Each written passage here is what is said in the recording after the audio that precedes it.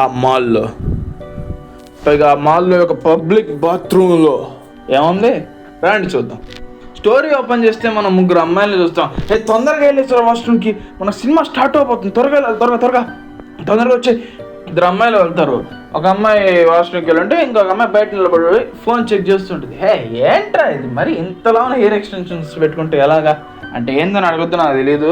ఇప్పుడు long hair అంటుంది కానీ వెనకాల నుంచి ఇదో హోటల్ ఓపెన్ అవుతున్నట్టు చూస్తాం మనం.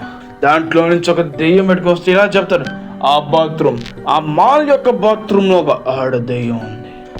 ఆ దెయ్యం ఈ అమ్మాయిని ఏం చేస్తుంది అనేలాగా ఆ దెయ్యం వెనకాల వచ్చి నిలబడుతుంది. ఇప్పుడు లాంగ్ హెయిర్ అనేది బాగా అవుట్ ఆఫ్ ఫ్యాషన్ అయిపోయింది. దెయ్యం స్టన్ అయి ఉంటుంది. ఈ లాంగ్ హెయిర్ అవుట్ ఆఫ్ ఫ్యాషనా? ఆ అమ్మాయిలు ఎవరైతే లోపలికి వెళ్ళింది కదా తను కూడా బయటకు వచ్చి వాళ్ళు వెళ్ళిపోతారు అక్కడి నుంచి సినిమా చూడడానికి. అయితే మన దెయ్యం మాత్రం అలాగే నిలబడి ఉంటుంది అద్దంలో చూస్తూ. ఆ దెయ్యాన్ని ఇప్పటిదాకా ఎవరు చూడలేదు. ఆ దెయ్యం తలేసి కొట్టేసుకుంటుంది అద్దానికి. అద్దం పగిలిపోతుంది. ఒక పీస్ తీసుకొని ఏదో కట్ చేస్తున్నట్టు చూస్తుంది. తీరా తన జుట్టు కట్ చేసుకొని ఒక స్టైల్ భలే ఉంది అయినా దెయ్యం చూడడానికి. ఆ దెయ్యాన్ని ఇప్పటిదాకా ఎవరూ నోటీస్ చేయలేదు, ఎందుకంటే చాలా ఈజీగా డిస్ట్రాక్ట్ అవుతుంది. ఇప్పుడు వచ్చేది అసలు హైలైట్. ఇప్పుడు మనం కవర్ చేయబోదు సెకండ్ చాప్టర్. ఆ మాల్లో పైగా అందులో ఉండే పబ్లిక్ బాత్రూంలో అంటూ స్టార్ట్ చేస్తాడు ఎప్పట్లాగే. ఒక అమ్మాయి ఏదో టెన్షన్గా హఠావిడిగా పోతుంటుంది వాష్రూమ్లోకి.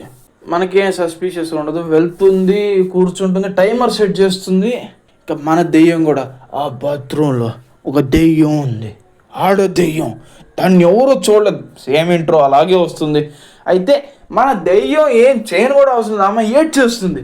నాకు నా ఉద్యోగం అంటే ఇష్టం లేదు అది ఇది ఏడుస్తూ టైమర్ కంప్లీట్ అవడంతో లేచి వెళ్ళిపోతుంది. మన దెయ్యం డిస్ట్రాక్ట్ అయిపోయి ఉంటుంది, మర్చిపోయింది పాప ఆడడంతో దెయ్యం భయపెట్టాలన్న విషయమే పోయిందా. ఆ అమ్మాయి మొహం కడుక్కొని వెళ్ళిపోతుంది. తన జాబ్కి ఇష్టం లేకపోయినా తప్పదు, చేయాల్సి వస్తుంది. ఆ దెయ్యం, ఓ ప్రభువా, ఓ భగవంతుడా, ఆ ఆత్మకి శాంతి కలిగేతాడు. మేడంగా తను చచ్చిపోలేదు, ఆ అమ్మాయి ప్రశాంతంగా ఉండేతాడు. చూడు దేవుడా అంటూ దేవుడికి ప్రార్థన చేస్తుంది మన గోస్ట్ మేడం. ఇది పార్ట్ 1. ఈ సీరీస్ కానీ మీకు నచ్చినట్లయితే దీని మీద నెక్స్ట్ పార్ట్ కూడా చేస్తాను. మీ ఒపీనియన్ కామెంట్లో తెలపండి. And thank you for watching guys.